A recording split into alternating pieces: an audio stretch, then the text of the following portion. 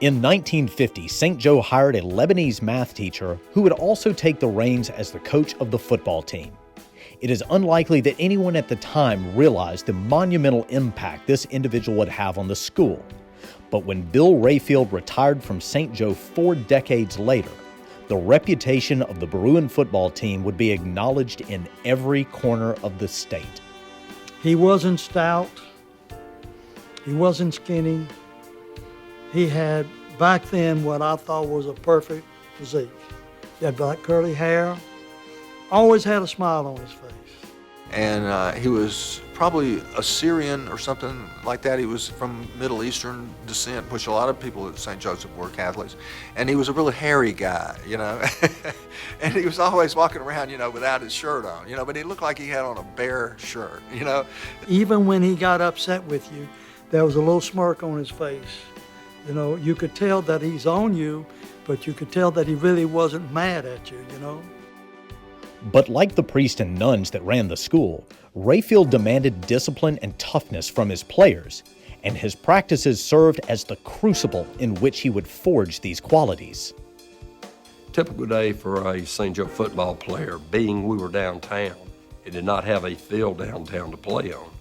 So we had to go to St. Mary's for practice and for our games. So after school was over, you'd have to go in the locker room, you'd dress out, get your practice, equipment on, and everybody'd have to get on the bus. And Coach Raphal was always screaming at somebody because they were late, come on, we gotta go. Because it took 15 to 20 minutes to get across town.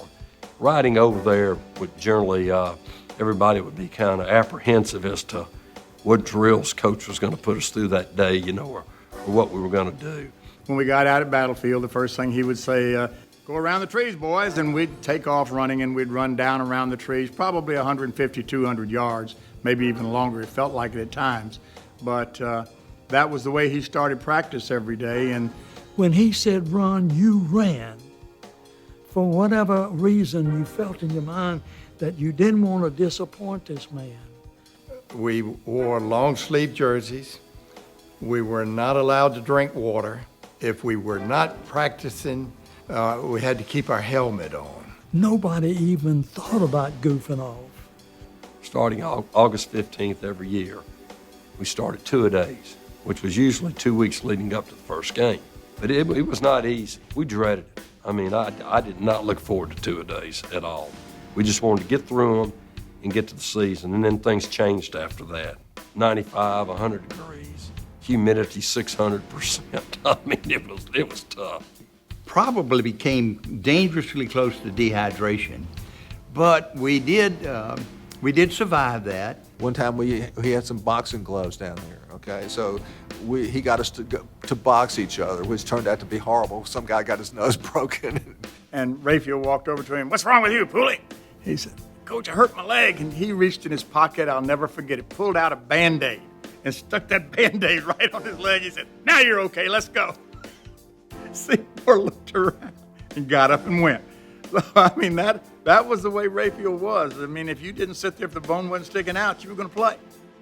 But as with all great coaches, there was a purpose to Raphal's coaching methods, and more importantly, the players understood and embraced it. He was a teacher. He taught algebra, taught me pre-calculus, but even on the football field, he was always teaching.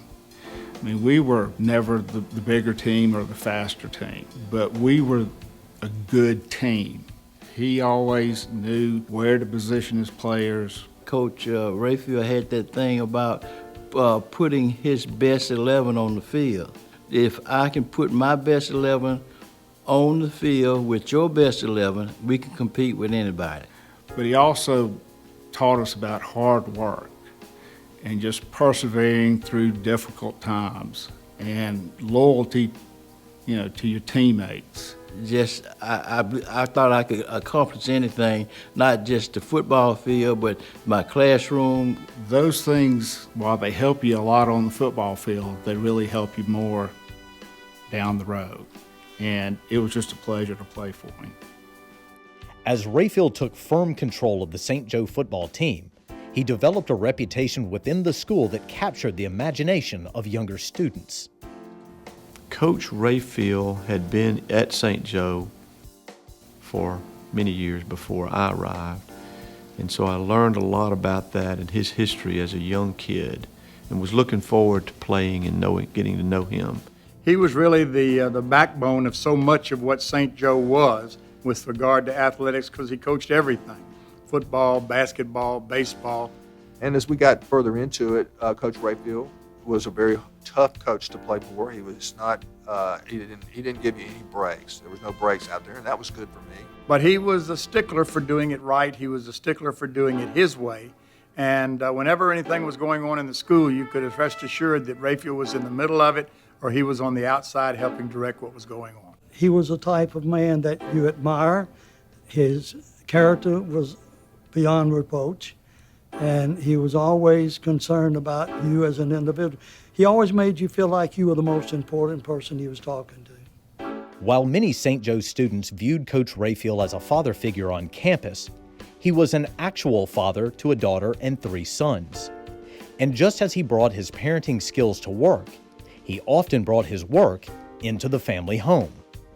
I know my brother probably said that he didn't bring football home, but he did a little bit, especially after you lost a St. Al game. I can remember one day I lost to St. Al my senior year, and it was either Saturday or Sunday evening at the dinner table. And just all of a sudden it came out. Damn, what's your excuse? I don't have one.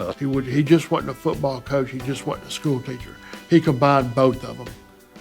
I mean, because he taught in the classroom out on the football field, he taught the football field in the classroom. So they were an integral part of each other. But St. Joe football was very important to the Raphal family.